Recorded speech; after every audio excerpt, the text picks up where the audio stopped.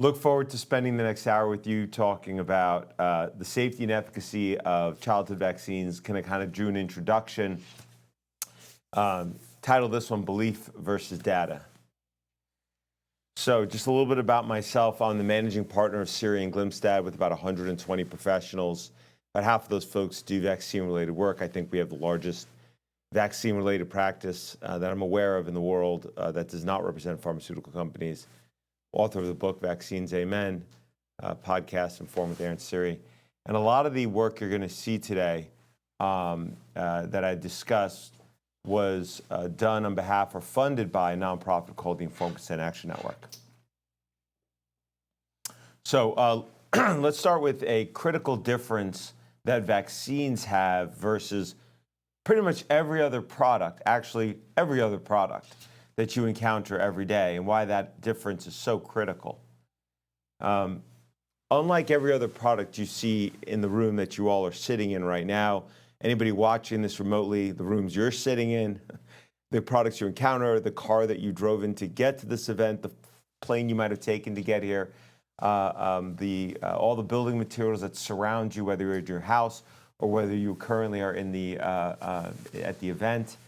Every single one of those products, you could sue the manufacturer to claim, had you made that product safer, me or my child would not be seriously injured or killed. There's only really one exception to that rule, and that is vaccines, in particular childhood vaccines, including when they're used for adults. And that's because of a law called the National Childhood Vaccine Injury Act of 1986.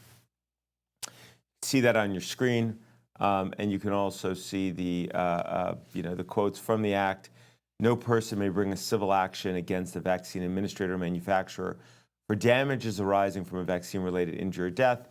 And that principle I just described was affirmed by the U.S. Supreme Court in a Supreme Court decision, which is quoted below. Now, why were vaccines given this immunity? How did that even come about? Well, it came about because leading up to 1986, there were only 3 routine vaccines, MMR, DTP, and OPV. But the amount of harm and injury they were causing was so great, was so so large, that every manufacturer of those 3 products was going out of business or stopped making them. Where you had gone down from about 6 manufacturers of the pertussis vaccine down to 1, 6 for measles down to 1, 3 polio down to 1. Now, a lot of industries face this crossroad. It happens. When they were making building materials and they figured out asbestos is giving people cancer, they didn't say, hey, you know what? Building materials are so important, so what we're going to do is we're just going to make it so nobody could sue you. And you could just keep selling asbestos-ridden building materials forever. No, they didn't do that. That would be ridiculous. Nor did they do that when cars were blowing up. They didn't say, oh, gas tanks are blowing up, but cars are very important. So, we got to get people to ambulance, hospitals, and there's all kinds of important life functions that without cars, what would we do? So we're just going to give you immunity so you can keep selling your cars even if the gas tanks blow up. No, Congress didn't do that there either. They said that because that would be ridiculous. You make a better, safer car. And that's what every industry does when it encounters this crossroads where its products are causing so much harm, certainly as measured by dollars, that it's got to retool. It's got to make a better, safer product. One exception to that was that Congress, in its wisdom, decided for these vaccines to instead give the companies immunity to liability. It said, you know what? Instead of forcing you to make a better, safer product, we're just going to make it so that no matter how many children you injure, no matter how much chronic disease you might cause, no matter how many children die from your product, we're going to make it so nobody can ever sue you to claim, had you made it safer, they wouldn't be injured, they wouldn't have that chronic disease, they wouldn't be dead. That is what the National Childhood Vaccine Injury Act of 1986 did. It was a terrible mistake from Congress. That's how it came about.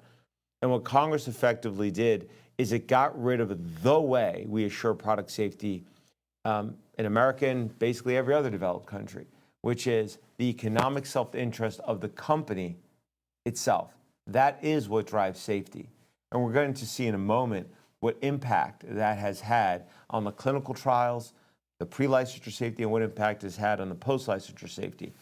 But before we get there, I just want to take a look at the growth of the vaccine childhood schedule because that immunity that I described, they didn't just give it to the 3 vaccines that existed in 1986 that were given routinely. They gave it for any other childhood vaccine, routine childhood vaccine that was added to the schedule thereafter.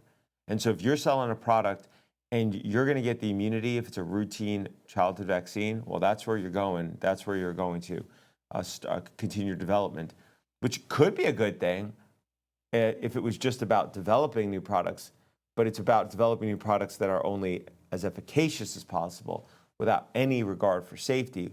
Why would you be? You know, they're trying to get immunity for pesticides right now. Probably all folks know about that. And if they do get that immunity, well, then they don't have to worry about the safety component of pesticides. Think about that. If anybody here is concerned about glyphosate, you probably will be wishing for the days of glyphosate 10 to 15 years from now if they got the immunity for pesticides that the pesticide industry is hoping to get, because then the next pesticide that's even more unsafe but more efficacious, the next farmer that adopts it, well, that farmer has now a competitive advantage. So every other farmer is going to have to adopt the more dangerous but more efficacious pesticide that's going to produce more yield. It's going to be a race to the bottom, and there's going to be anything to check that. And it's exactly what basically happened with vaccines. In any event, in 1986, as I noted, a child would get 3 injections on or before their first birthday, and you can see that on your screen. That's what a child would get following the CDC schedule, as well as 2 oral drops of OPV. Child following the schedule today, the CDC schedule, would get 29 injections, including through effectively in utero, on or before their first birthday. And every single one of these products was developed by a company knowing they would not be responsible for the injuries and the deaths that are caused by it on the basis they could have made the product safer. This next slide actually shows you the full schedule, 1986 versus today. The orange shots are the ones on or before the first birthday. The blue are from first birthday to 18 years of age. By the way, the argument I always hear, and this is why I'm going to put up this next slide, is, well, having kids got safer, kids got healthier. Well, in the early 1980s, under 10% of kids had a chronic health issue. That's what the data reflect. And now over 40%, some data reflect over 50% have a chronic health issue, often multiple, often more severe. And what are these chronic health issues that for the most part have exploded effectively between the early 80s and today? Well, most of them are health issues that are related to some form of immune system dysregulation, whether that's asthma, including ADHD. There's a list here on this slide. ADHD, for example, people don't usually think of as some kind of immune system dysregulation, but then you look at the PubMed literature, what you find is that kids with ADHD versus those that don't often have markers of various forms of immune system dysregulation. And you can go down the list, and then you can go look at the PubMed literature. I've got some of those sources cited right there on that slide. There's more cited in other sources. When the immune system of our children is dysregulating en masse across the country, you got to ask yourself why. Our quote-unquote health authorities can't tell you why we've had this explosion of chronic health issues. Maybe it's because they're not looking in the right place. And when you look at the studies that actually compare children that have gotten no exposure, meaning no vaccines, versus children that are exposed, meaning 1 or more, which is the way you should do it, that's how you would want to study asbestos. No exposure to exposure. Cigarettes, no exposure to exposure. If I told you, well, we did a study in which these people got 20 cigarettes a day and these folks smoked 22 cigarettes a day, you'd laugh if you said that somehow supported the safety of cigarettes. You'd laugh if I said that about asbestos studies, if we did them that way. But for some people, the scientific community thinks that's the way you're supposed to do vaccine studies. No, you should just do it the way you do it every other product, exposed versus unexposed. And the about over a dozen such studies that have been done today, many of them retrospective, Many of them have, they have confounders, they all do, but they are consistent. They all show that the children that have gotten no vaccines versus those that have gotten one or more, the vaccinated kids have multiple times the rate, often statistically significant, of the very health conditions that have exploded in the last 40 years. I'm not saying vaccines cause all of them. A whole host of environmental insults can cause disease. Forever chemicals, microplastics, you can go down the list, pesticides. But when we're looking at conditions that are developing extremely young in children that have an etiology and immune system dysregulation, it probably makes sense to study, and I'll just go back to this the slide that I put up earlier. The very product that you're now injecting, including in utero, 29 times into children on or before their first birthday, if the child follows the CDC schedule, specifically to systemically modify their immune system. Okay. That brings us to pre-licensure safety, because the argument is often, well, we know they're safe. We know childhood vaccines are safe because they're robustly studied prior to licensure. Well, let's take a look if that claim is true, because you'll hear it all the time. You turn on the evening news, and if you listen to any vaccinologists when they talk in public. Well, it is true that drugs often undergo multi-year placebo-controlled trials. That is true. On the screen, what you will see are the 4 highest-selling drugs by Pfizer, pursuant to a Money Inc. article as of 2019.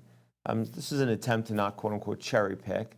So here they are, and when you look at the screen, what you'll see is each one of these 4 drugs, these 4 most top-selling drugs, in the clinical trial relied upon to license them, had multi-year safety review periods after administration, in which there was a placebo control group. Okay? Why did Pfizer do that? Did Pfizer do that because they're moral, they're altruistic, they're ethical? Is that why any pharma company or any big corporation properly tests their product before licensure? I don't know. I'm not sure how one judges the morality of a particular publicly traded company in that way. But what I can tell you is that when you look at conduct by big publicly traded companies, there is one pretty consistent way to determine how they're going to act, and that is what is the straightest path, the most direct path to profitability, whether it be of a product line, or the company overall. Just the way big companies operate. It's not a knock. That actually works pretty well, with a lot of wrinkles in most industries, because the company has economic self-interest to assure safety, because if they want to make money and the product's not safe, they don't want to put it onto the market. They don't want to, or want to address it if it's causing a safety issue. I'm not meaning they don't put out products that don't cause safety issues, but they at least want to put products out that are going to make more money than what they're going to have to pay for the safety issues. Okay? And the market corrects over time. Cars are safer. Building materials are safer. Everything you encounter product-wise is safer over time because of that economic self-interest. Because the stockholders, everybody here has a retirement account, the investors, Wall Street, the CEO, and everybody up and down the chain that has stock options in the company all have the same interest to assure that there's profitability. And that means that before they put a drug on the market, they want to make sure that before they give that drug to 1 million people in America, that drug is not going to cause some serious harm or too much harm. Because if it does, well, they're going to have to pay more in liability, in damages, than they will in revenue. Or at the least, they're going to want to know what it is. They can properly disclose it so they won't be liable on a failure to warn basis. And they're going to want to make it as safe as possible so they can't be sued on a design defect basis. Those are the 2 primary ways you would hold a product manufacturer liable. Well, let's see what this law, the National Childhood Vaccine Injury Act, appears to have done in terms of that motivation to do the type of clinical trials they do for drugs. Let's see what they do for childhood vaccines. Well, on the next slide, same slide, you can see on the right side now, this is what the clinical trials were that relied upon to license each of these vaccines. Usually days or weeks, and there was never a placebo, meaning an inert substance of some kind, group. For anybody who's never seen this before, is not aware of those numbers, that might seem completely incredible. And the truth is, it is incredible. And first time I saw it, I didn't believe it either. But I'm walking you through some of that evidence right now. And then I do urge everybody who in any way questions those numbers, you only have to go to one place to affirm them, the FDA website, because they have all of the underlying clinical trial documents or summaries of those documents, and you can see those numbers for yourself. I'm going to give you one example. This is the package insert for the hepatitis B vaccine, Recomavax HB, given to babies on the first day of life. There are only 2 products given to babies on the first day of life, 2 Hep B vaccines, Recomavax HB and Engerix-B. As you can see on your screen, this is directly from section 6.1 of the package insert for Recomavax HB, and it describes, as required by federal regulations, the clinical trials relied upon to license this product before it was injected into millions of babies, okay? And it says, and I'll read it, we can all read it together, in 3 clinical studies, 434 doses of Recomavax HB 5 micrograms were administered to 147 healthy infants and children up to 10 years of age who were monitored for 5 days after each dose. That is what section 6.1 provides. And you know that little piece of paper that when you get a drug and you open it up, anybody who does that and you want to see what the clinical trial was relied upon to license that product, it is usually summarized right there in what we just read. I will tell you, the first time I read that, I found it unbelievable. And on behalf of ICANN, the nonprofit who I mentioned earlier, we FOIA'd the FDA for the underlying clinical trial reports, thinking there's got to be more. Well, we got copies of them. A link to it is on the slide you just looked at. And when we got those clinical trial reports, there it was, reaffirming less than a week of safety review, 100-something kids.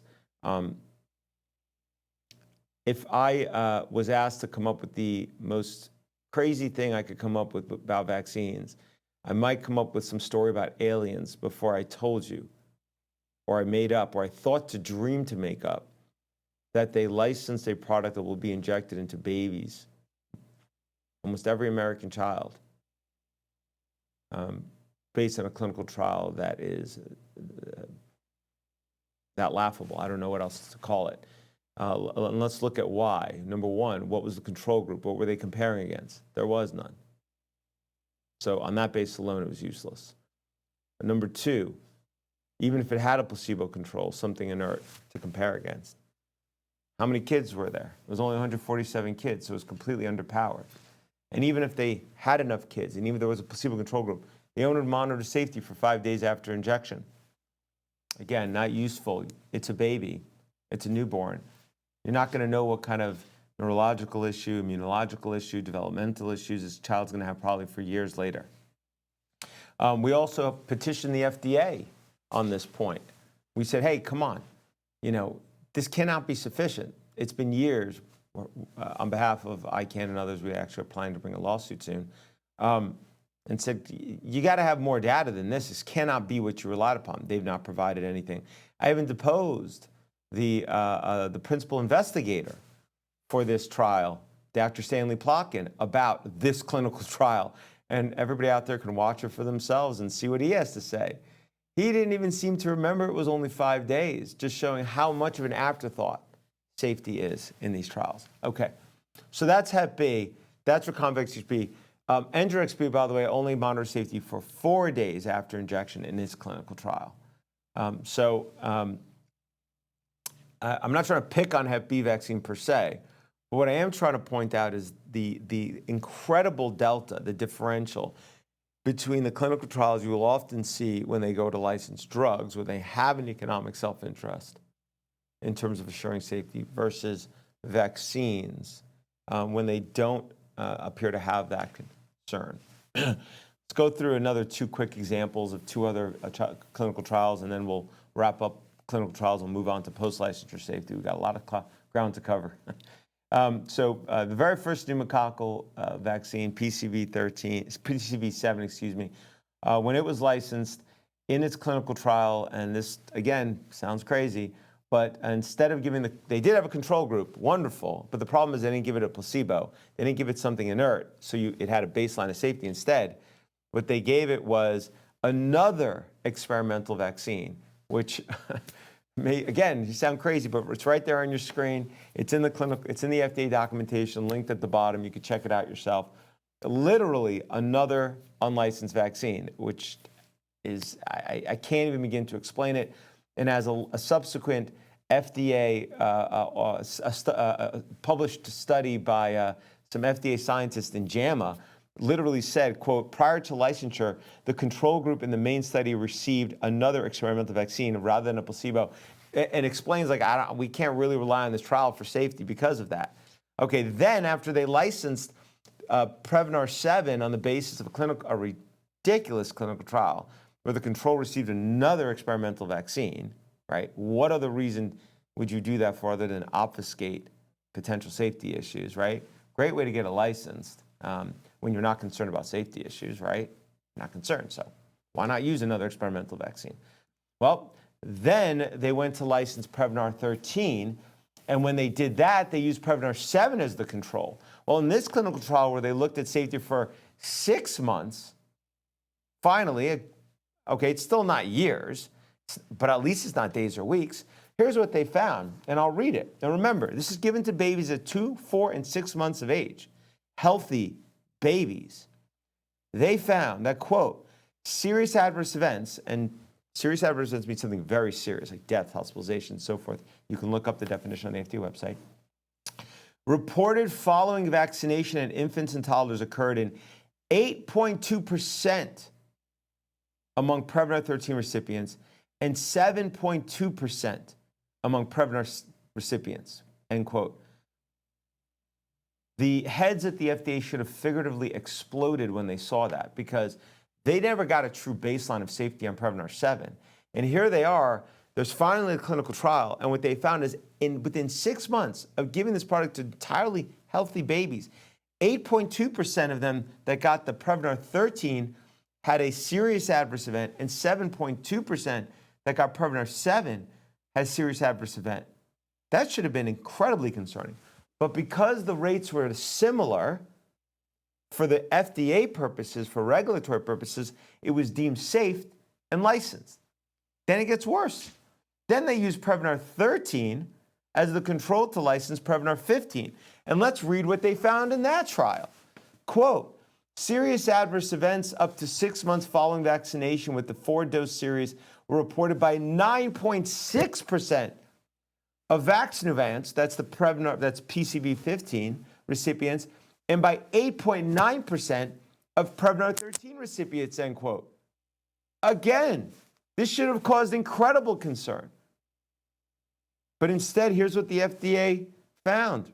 We'll read it, quote, there was no notable patterns or numerical imbalances between vaccination groups, end quote. And so therefore, pursuant to their regulatory standards, it was quote unquote safe. Not safe by any thinking, in my view, reasonable, caring standard, certainly not by the standard I think any parent would want to apply with regards to what product they're injecting their children, but by the FDA standard, safe. Basically, you can kind of look at it like a pyramid scheme.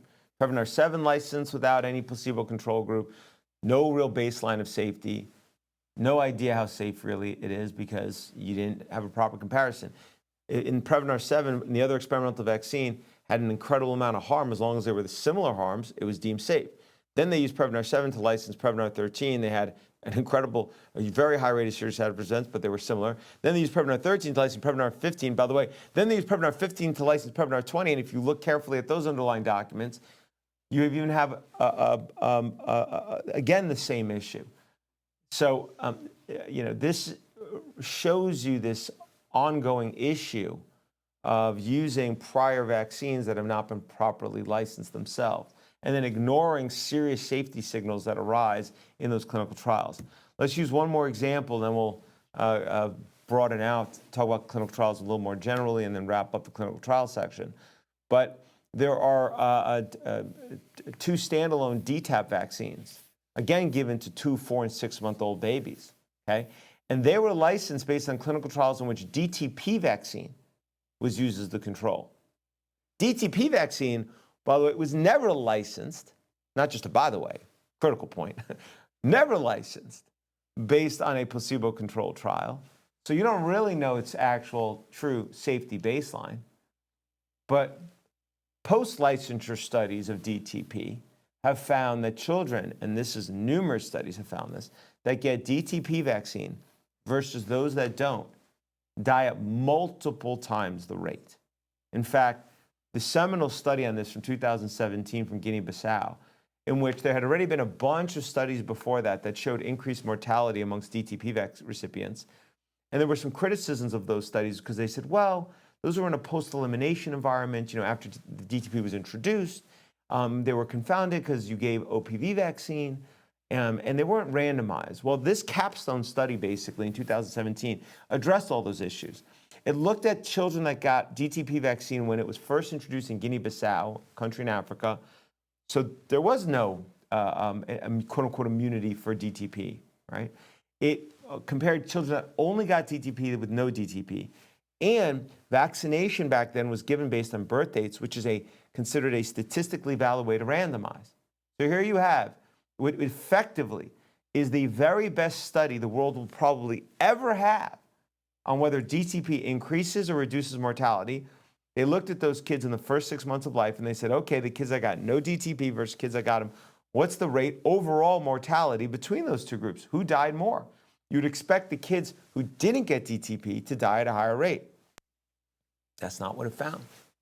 It found the kids that got DTP vaccine died at 10 times the rate as those that did not get DTP vaccine.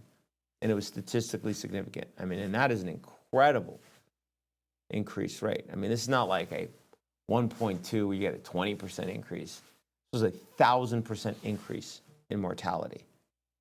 That is an incredible finding. And there's about a dozen other studies that have found similar results, either statistically significant or not, but increased mortality from this product.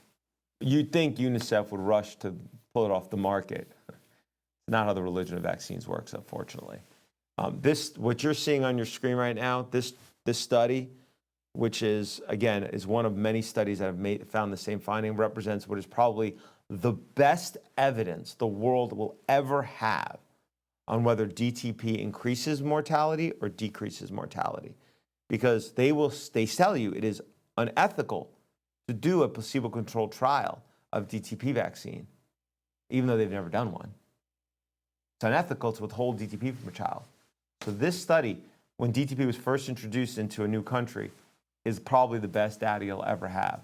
But yet, they still tell you, UNICEF does, we've been battling with them, that pretty much they'll ignore it.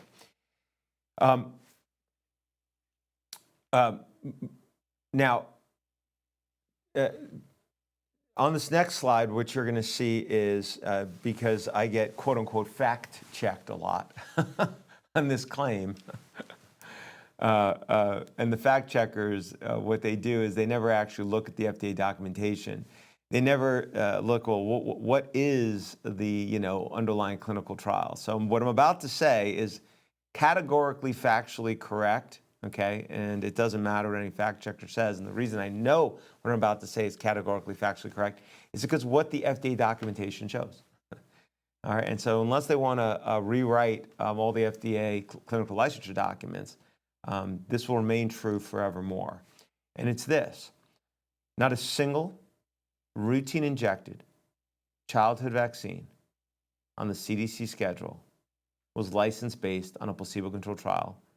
And placebo means what the FDA and CDC has defined it as, which is an inert substance. Okay? Never been such a trial. Nor, when another vaccine was used, as a control vaccine, which can be appropriate if that vaccine was properly trialed, okay? It would be the standard of care and that would be fine. When that vaccine was used as the control, it too was never licensed based on a placebo-controlled trial. We just saw that with DTP vaccine. We just saw that with the Prevnar vaccine. And when we look at the screen right now, you're going to see that that's true of every other vaccine given between birth and 6 months of age. What you see there is every single standalone childhood vaccine currently on the schedule. And then you could see what the control was to license it. And if it was another vaccine, what was the control to license that vaccine? Okay? And you can see the support, and you can go and look at the FDA documents. Next screen is you can see that's also true for all the childhood vaccines from 7 months to 18 years of age. There it is. No placebo control. The one exception, by the way, is COVID-19 vaccine. The COVID-19 vaccine license for teenagers was licensed based on a placebo-controlled trial, but had its own issues, and we'll deal with that later. But there is one proving it can be done. Not true for any of the others. Now, even if a placebo control group did exist, they had a proper control to compare the safety against. The other issue is that the safety review periods after injection are far too short. So even if these trials had a placebo control group, as you'll see on the screen right now, these are the safety review period for solicited and unsolicited reactions for the vaccines given in the first 6 months of life. And when you look at the screen, what you can see is they're often days or weeks, maybe up to 6 months. That's not good enough for most products and most circumstances, but definitely not sufficient for a product given to babies. Now, even if they did have a placebo control group and they did review safety for long enough, the other problem is that they're often underpowered. They didn't have enough children in the trial to detect safety issues. On the ICANN website, the link is on your screen right there, icannDecide.org/no-placebo. You can go and you can take a look at every single one of the routine injected childhood vaccines, and you can see what the control was. And there's a link there to the underlying FDA source, so you could see it with your own eyes, as well as some notes to the right side. Now, I'm going to use one other example of a non-routine vaccine to show you when there is apparently the threat of being held liable, what kind of trial they do for vaccines, even ones given to children. So we're going to talk about the dengue vaccine for a second. And on your screen, what you can see is the package insert for the dengue vaccine on the left, and on the right, what you'll find is that the dengue vaccine was actually licensed based on a placebo-controlled trial. Again, it's not a routine vaccine, so it has no immunity for injuries in America and in other countries. Placebo-controlled trial where they looked 6 years for mortality related to severe dengue and had over 30,000 kids in it. So when they finally did a proper clinical trial, you know what they found? About 2 to 3 years in, okay, they found that the kids that had never had, the kids under 6 years of age were dying or having serious injuries at a far higher rate when they got the product versus didn't not get the product. It took them about 2 to 3 years, of my understanding, into the trial to find that. So that product was not licensed for children 6 years and under because it increases mortality. Kind of like what we found with DTP vaccine after licensure, but now they, what are they going to do? Admit that they're killing kids? For kids older than 6 years of age, they found that if the child never had dengue, again, it increased the risk of harm and death from the vaccine. So it's not licensed for children over 7 and older that have never had dengue. It's only licensed for children 7 and older that have already had dengue, have already been infected. That finding of increased mortality would likely have never been discovered if this trial was done like every other childhood vaccine. No placebo control group, days or weeks or maybe 6 months of safety review and underpowered. But in this instance, they did do a proper clinical trial, at least in part, and they found the severe issue. It's a terribly concerning reality when you really step back and think about it. Had they done this type of trial for the DTP vaccine, had they done it for all the other childhood vaccines, what would it show? What it might show is what they found, for example, in the DTP trial. When I showed you earlier that there was 10 times the rate of mortality amongst the children that got DTP versus those that don't, it was not from things they would ever expect. The kids were dying at a higher rate of malaria. They were dying at a higher rate of various other conditions they would never have ascribed to the vaccine. But yet, there it was. Had they done a clinical trial where they do a statistical comparison, they might have found that same exact result. The product may never have been licensed, or the licensure would have been very narrow, like happened in the dengue trial. Okay. A lot of you might be saying, well, why in the world would the FDA permit this? I mean, I get why the company might do it, not even because they're evil, just because that's good business. But why would the FDA allow it? Well, in 2000, which by the time most of the vaccines on the childhood schedule were added, a congressional report reviewed the vaccine committee at the FDA, and what it found was, quote, and you can see it on your screen, the overwhelming majority of members, both voting members and consultants, have substantial ties to the pharmaceutical industry, end quote. That is what the United States Congress found in one of their investigations. And then you'd think that the FDA would clean up their act, but no. A subsequent report in 2009 by the HHS Inspector General found even worse conflicts, and subsequent conflicts have really not gotten better. They've just morphed into different types of conflicts. The importance of clinical trials, I think we've really beat this already, which is that it is the one chance you really get to do a prospective placebo-controlled trial to really assess the safety of the product like they did with dengue vaccine. Because once it's licensed, they then tell you, oh, it's unethical to withhold the standard of care from the child and now do a placebo-controlled trial, even though we never did one to begin with.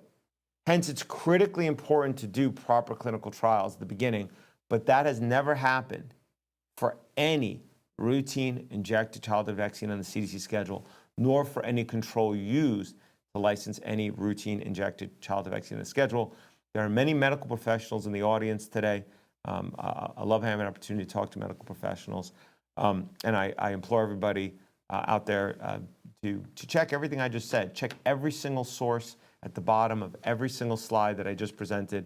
You can go to ICANN's website and you can look at that chart that I showed you. You can look at chapter 10 of my book, where I painstakingly go through, though I tried to make it fun, every single vaccine in the same exact way as well. And for every medical professional, let me read to you what the University of Oxford authors wrote in the British Medical Journal about the ethics relating to clinical trials. It says on the screen, quote, in some trials, placebos were omitted on ethical grounds. This is illogical because studies destined to produce unreliable results should themselves be considered unethical, end quote. And that applies to every clinical trial relied upon to license every childhood vaccine. So really think about that for a second.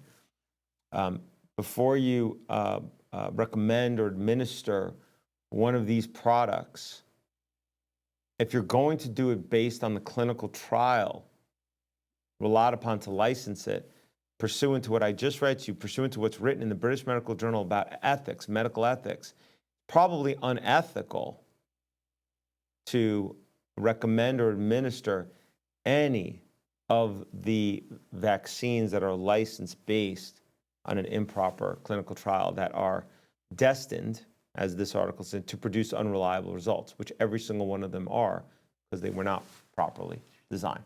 Okay, clinical trials. That's pre-licensure safety. And the bottom line is that the claim that these products are robustly studied prior to licensure for safety is just categorically false. There is what people believe, and then there's what the data reflect, and the data does not reflect that claim. Well, the next argument you'll often hear is, well, fine, maybe the clinical trials weren't robust, but after licensure, these products are robustly studied, right? And what is it that they claim to have studied more thoroughly than anything else? It is the claim that, I'm not there, unfortunately, but I'm sure if I say this to the audience, it's the claim that vaccines do not cause, everybody help me out? Exactly. I'm assuming everybody said autism. Yep, that is the claim they claim to have robustly studied. Let's play a video of that.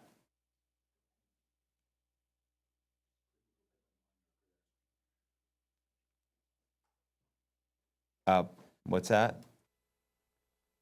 Hover over your mouse and hover over the.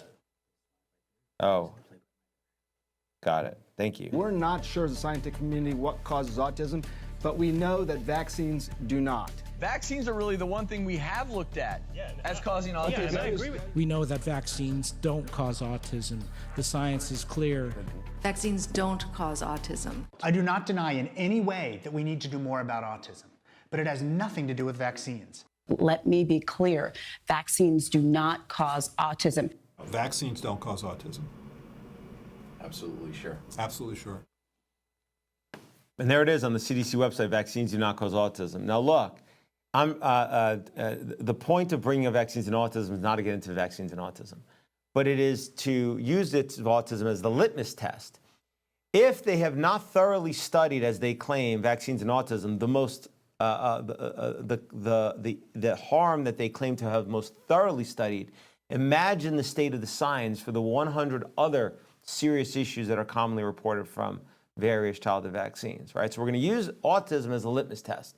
Have they truly, really, thoroughly studied this claim that vaccines do not cause autism? Well, let's go through it very quickly, okay? To date, based on the parental reviews, 40 to 70% of parents who have a child with autism still blame vaccines as the cause of their child's autism. And what vaccines do they blame? They blame the vaccines that I just highlighted and read on your screen, the ones given in the first 6 months of life, each 3 times each, Hep B, DTaP, Hib, PCV, IPV, as well as one given on or after the first birthday, the MMR vaccine. Well, if you're going to claim vaccines don't cause autism, obviously, you're going to have to show the vaccines given in the first 6 months of life, not just MMR vaccine, do not cause autism. And the claim that those vaccines can cause autism is not just from parents' surveys today. It actually, going all the way back to the 1986 Act, the National Child Vaccine Injury Act, it specifically directed the Secretary of HHS to review 11 of commonly claimed conditions from pertussis vaccine, DTaP, DTP vaccine, given at 2, 4, 6 months of age, one of those conditions being autism. Well, HHS then commissioned the Institute of Medicine to conduct that review, and in 1991, the IOM issued its report and said, hey, look, sorry, HHS, we can't find one study even, not one study on whether pertussis vaccine does or does not cause autism, so we can't tell you one way or another. So in 1991, still no answer to the question. You'd expect by 2012, when the CDC and another agency and HHS commissioned, again, the IOM to review whether pertussis vaccine does or doesn't cause autism, you'd expect that, again, they would have done the studies by then. Nope. Again, the IOM said after reviewing all the literature, everything out there, they again found we can't find a single study to support that pertussis vaccine does not cause autism. In fact, they only found one study, Geyer and Geyer, and they found there was an association between DTaP vaccine and autism. But the IOM says, as you can see on your screen, it said that that study is unreliable because it, quote, lacked an unvaccinated comparison group population, end quote. Funny how that happens. When the study shows harm, they throw it out, or an association of harm, they throw it out because there's no unvaccinated population. Otherwise, they tell you they'll rely on them no problem if they don't have an unvaccinated population, as long as it supports what they want to say. In any event, IOM, again, you can see it at the bottom right there, concludes that the evidence is inadequate to accept or reject a causal relationship between tetanus, diphtheria, or pertussis vaccines and autism. Okay. Then a lot of people say, well, you can't prove a negative. You can't prove a negative, right? That's what you'll hear. But here's that same report finding that for the MMR vaccine, that the evidence favors rejection of a causal relationship between MMR vaccine and autism. Oh, so you can do the studies to show a vaccine, quote unquote, is not causally related to autism. This own 2012 IOM report shows it, but they didn't do those studies for the pertussis vaccine. IOM found 22 studies of MMR and autism throughout all of them except for 5, and the 5 that it left had, in my all confounded based on this is what a basic reading of them shows you by something called healthy user bias. The kids that go on to get the MMR vaccine are usually the healthiest because they haven't been injured by the earlier vaccines. But what these studies compare is the kids that get, that 29 injection schedule. So you're getting 28 versus 29, or 24 versus 25, 22 versus 23.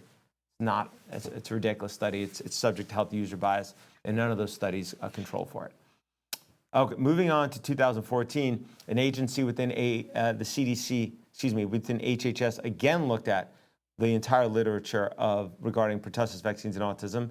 And guess what? AHRQ, the Agency for Health Research and Quality, which, by the way, HHS calls the most comprehensive review to date of published studies on the safety of routine vaccines, again could find no studies to support that DTaP does not cause autism, and only found one study on Hep B vaccine, because it looked at also Hep B vaccine. And that study found a 3 times risk amongst babies that got Hep B in the first month of life versus those that didn't. And it was statistically significant. But that's inconvenient. So AHRQ found a way to ignore that study. But that was the only study it found regarding Hep B vaccine autism. So far, here we are. We're at 2014. We could only find one study on DTaP vaccine that showed a correlation with autism, and one on Hep B and it showed a correlation with autism. Both times statistically significant, both time elevated risk, both time ignored by our health authorities. Okay, I'm going to skip over this. We're running out of time. We said, okay, well maybe the CDC has the studies. On behalf of ICANN, we submitted a Freedom of Information Act request to the CDC asking for all of the studies that support that those vaccines in the first 6 months of life don't cause autism. What we got back from the CDC in that lawsuit, days before the conference when we sued them in federal court, when their back was against the wall, what we found was that, that they,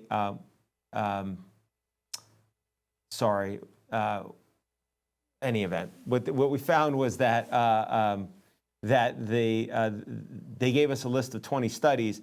Problem was 19 of them have nothing to do with any of the vaccines given in the first 6 months of life, and only one was that very same 2012 IOM report I just showed you, where they only found one study that did find a correlation.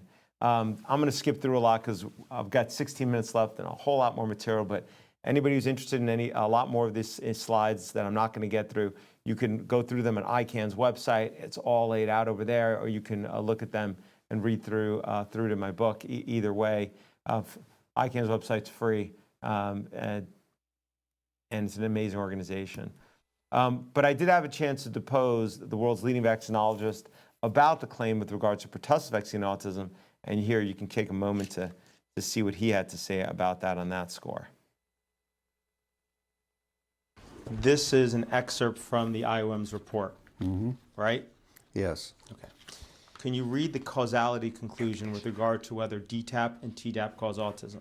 The evidence is inadequate to accept or reject a causal relationship between diphtheria toxoid, tetanus toxoid, or acellular pertussis containing vaccine and autism.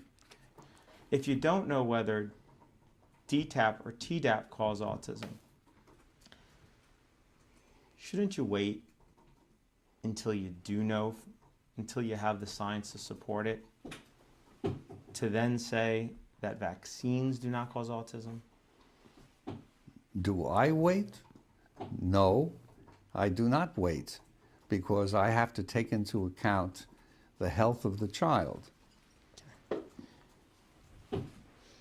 And so for that reason, you're okay with telling the parent that DTaP, Tdap does not cause autism, even though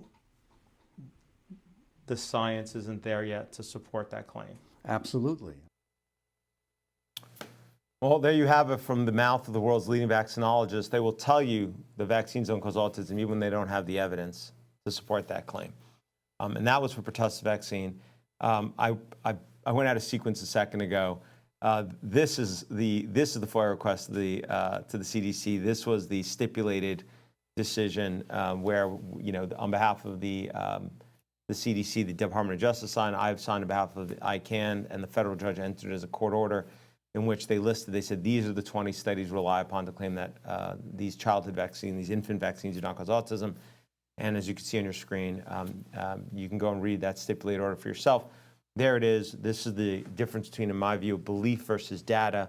Here, when the CDC's back was against the wall, and they had to point, what do they rely upon to claim that these infant vaccines don't cause autism? This was their list, and you could see a summary of what that list is. None of it relates to the actual vaccines given in the first 6 months of life, except for, again, that 2012 IRM report. I also did get a chance to depose somebody who's often called the godmother of vaccines. She's one of the 4 editors of Plotkin's vaccine book, Dr. Catherine Edwards, specifically about vaccines and autism, and ask her again about these infant vaccines. She again says she doesn't have the studies to support that they don't cause autism. Anybody who wants can watch that another time. Bottom line is that despite their claims of mountains and mountains and mountains of evidence that of studying vaccines and autism, they really only studied MMR vaccine, and they've studied one ingredient, thimerosal, for the most part. That's effectively it. That's not sufficient to claim that vaccines don't cause autism. And thankfully, under the leadership of Robert F. Kennedy Jr., Secretary of HHS right now, the CDC webpage on vaccines and autism has been updated to reflect exactly that reality. And now finally admits that they don't have the data to support that the vaccines given in the first 6 months of life do not cause autism. And so I'm not even going to get into the data, the studies, the court decisions with regards that reflect, do vaccines cause, actually, do they cause autism? Remember, they are the ones claiming that it does not cause autism. They're the ones who have to affirm safety to us, the public health authorities, the companies, and they have not done the studies. And I think that what that does is it provides a litmus test that if they haven't done the studies for autism, right, this mountain of studies they claim exists, which does not exist, it gives a very clear picture of how they haven't properly studied all the other serious injuries. And, you know, just to touch on it for 1 second, it's not controversial that vaccines can cause your immune system to attach to the nerves in your periphery. It's Guillain-Barré syndrome. It's not controversial that vaccines can cause your immune system to attack the nerves in your spinal column, transverse myelitis. It's not controversial that vaccines can cause your brain to swell, your immune system to cause your brain to swell, encephalitis, nor that it can cause encephalopathy, brain damage. That's all admitted by the manufacturer, and that's all admitted in the literature. The rates might be contested. And so if it can cause those things, why it can't cause serious neurological deficits, all of a sudden in one form or another, when you damage the brain, the results can be varied. That's why autism, which is just a DSM-5 categorization, often is comorbid with seizures and all kinds of other issues. When you damage the brain, it can result in all kinds of issues, all kinds of different processing disorders. In any event, I don't want to get off track. The point is that if they haven't studied autism properly, they have not studied other issues. And the reality is you don't need to actually imagine that, because the Institute of Medicine, going back to that 2012 IM report that we talked about earlier, was actually commissioned by the CDC and HRSA, that other agency that actually defends vaccine injury claims in HHS. You can bring a claim, but you don't sue the manufacturers. You sue the federal government in this little program where you don't get discovery of rights. It's got all kinds of incredible limitations that make your heart stop as a lawyer when you look at them. Putting that aside, these agencies commissioned the IOM, paid them a lot of money to look at what they said were the 158 most commonly claimed injuries from various vaccines. And what the IOM came back and said, hey, look, no matter how much money you paid us, guys, and we know you want us to find that they're not causally related, for 18 of them, the evidence supports a causal relationship. For 5 of them, the evidence rejects a causal relationship, including, by the way, the MMR for autism. Remember, we saw that. But for 135 of them, The evidence was insufficient to reach a conclusion, like, for example, pertussis vaccine and autism. You haven't done the studies. You haven't done the work needed for us to make a causality conclusion, just like you haven't done for autism when it comes to the vaccines given in the first 6 months of life. That is the real state of the post-licensure safety literature. We know in my firm, because of the around 20 people that do vaccine injury claims in that federal program I described, we need good science data studies to support the claims that parents call us about all the time, right? They call us and say, my kid had X condition after vaccine. Well, we have to prove that. We need this data. We need these studies. They don't exist for the most part.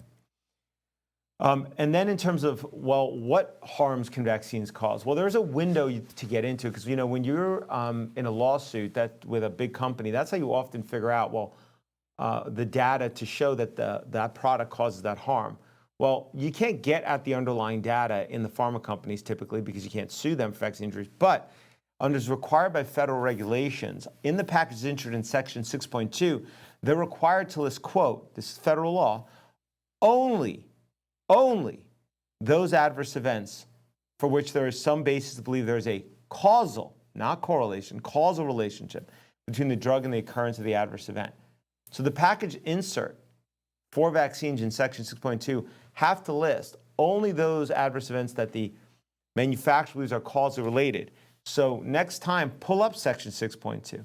Here, for example, is what section 6.2, at least when the screenshot was taken, for the Moderna COVID vaccine. It lists basically heart inflammation, myocarditis, pericarditis, anaphylaxis, and syncope, fainting. That's it. Here is what it lists, for example, for that Hep B vaccine we looked at earlier. A whole host of immune and neurological issues, harms, that the manufacturer has a basis believes cause related. On what basis? What's the underlying documentation? You're not going to be able to get it, but clearly they have something, and that's why they put it in there, not for fun. Okay, that wraps up post-licensure safety. I'm going to, in the few minutes I have left, quickly breeze through mortality, because then there's the claim that, well, everyone will die without vaccines. And is that true? I'll go through transmission briefly, and then I'll wrap up. If a hard stop, if you can let me know what my hard stop is, and then I'll stop at that time. On mortality, here's that the CDC tells the world, because I get this thrown at me all the time in court cases and in the media. It says, among children born during 1994 to 2023, routine childhood vaccinations have prevented 1.1 million deaths. Wow. Now, that's an incredible claim. And if that's true, that is incredible, truly. And obviously, it sounds incredible. It's right there in black and white, so I get thrown at me all the time. But is it true? Is it reality, or is it belief? Well, let's take a quick look. First, as these quote-unquote study. Okay, good. Hard stop, got it. As the study itself says, factors other than immunization might have contributed to the lower disease risks in recent decades, and reductions resulting from these contributions have not been incorporated into the model. Meaning, they literally admit they ignored every confounder. That is exactly what you're not supposed to do in a study. You're supposed to try to control for confounders. They literally ignored it, even if they knew it affected the outcome, even if they knew hygiene, even if they knew antibiotics contributed to the reduction, even if they knew acute care improvements in living conditions contributed to that reduction in mortality. They just ignored it. That's antithetical to quote unquote how you're supposed to do a scientific study. That's probably why this study has no confidence intervals, because there's zero confidence in the results. It could be just as true as that 1.1 million lives were lost because of vaccines over the last 30 years, but they don't know because there's no confidence. There's no range of confidence for those numbers. And finally, the data is just simply unreliable. And how do I know that? Just look at the actual mortality data. And here we're going to start quickly with diphtheria. Diphtheria, they're claiming 25,000 lives a year were saved over the last 30 years from the diphtheria vaccine, which completely is unrealistic because there was only 634 lives saved in America in 1948, the year before you started even beginning widespread use of DTP vaccine. I go through that in detail and the whole introduction of diphtheria vaccine. And I go through that in detail in the footnote in chapter 7 of my book. Don't have time to get into it now. But to go from 634 lives at a time when there were about the same birth rate in America every year then as there is now, to say 25,000, ignoring all improvements in acute care, everything else is just, it's reality defying. The same is true of Hep B. And by the way, the diphtheria, they say, contributed to 750,000 of the 1.1 million lives saved. So you basically, that's pretty much all of the decline, most of the decline. Then there's Hep B vaccine, which they say contributed to 90,000 of the 1.1 million lives saved. But here's the thing, that assumes 3,000 lives a year saved when only 294 deaths happened from Hep B in total in 1980 before there was any Hep B vaccine. Again, reality defying. But yet, and also, if mortality went up, why are you attributing it to the vaccine? Another reality defying data point. And then, in terms of measles, around 400 deaths a year before there was a measles vaccine in the late 50s, early 60s. Now they're claiming that, and there were 4.2 million births a year. There's now about 3.8 million births a year, so less births per year. And we're down to, but somehow they're claiming that the measles vaccine is saving 2,800 lives a year in America. It's just completely reality defying, including after the fact that measles mortality had declined by over 98% without any measles vaccine in 1900 and the introduction of the vaccine. No reason that decline wouldn't have continued. And there's lots of studies showing that introduction of measles vaccine and eliminating measles, because measles vaccine can stop transmission of measles, has greatly increased mortality from cardiovascular disease and various cancers. That's what the data reflect, all inconvenient. In any event, on this chart on the table, I assume they'll make this public, you could see what the actual mortality is from each vaccine in the year before its introduction. And what you're going to find is that it's often, a few dozen, a few hundred. Every death is a tragedy. But oftentimes, mortality does not even go down after introduction of the vaccine, nor does the rate of decline accelerate. But yet somehow all of this death, and this is nowhere near the millions they claim, is attributed to the vaccine. In terms of transmission, most vaccines do not stop transmission, but that's going to have to be gone through at a different time. I'm going to skip all the way to the end here because there's no time to go through that. But it's really important if you're going to mandate a vaccine and take away people's rights on the basis that the product prevents transmission. That's not true. And in fact, some vaccines increase transmission. They might reduce symptoms, but the amount of circulating pathogen has not gone down. It's actually gone up for some diseases because the vaccine, while reducing symptoms, doesn't reduce transmission. And that's true of pertussis vaccine. It's true of the current polio vaccine used for the last 20 years. In any event, that's been a short introduction, and I'll end on a non-medical point, which is that the right to informed consent means you inform me of the risks and benefits, but after you've given me whatever information I have, I choose not to consent, that's where it should end.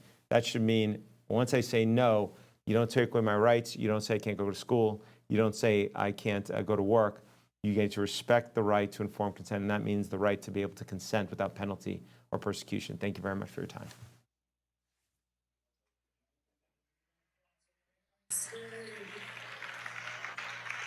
Okay, sure. I'm bringing you on stage. Hold on. Okay. The work was done. It's quite amazing. All right. You're going to hear a double. Everybody to Aaron Siri.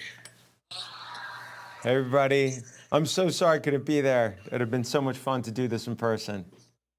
Yes, we appreciate Aaron. We appreciate everything you do. It's been great knowing you, and all these docs and all these people just love you. Keep working hard, and we can't thank you enough for all the wonderful work you do. Everybody give him a wonderful round of applause. Wow. Thank you. Yes, stand your base for Aaron. Thank you so much, Aaron. I appreciate you. Thank you.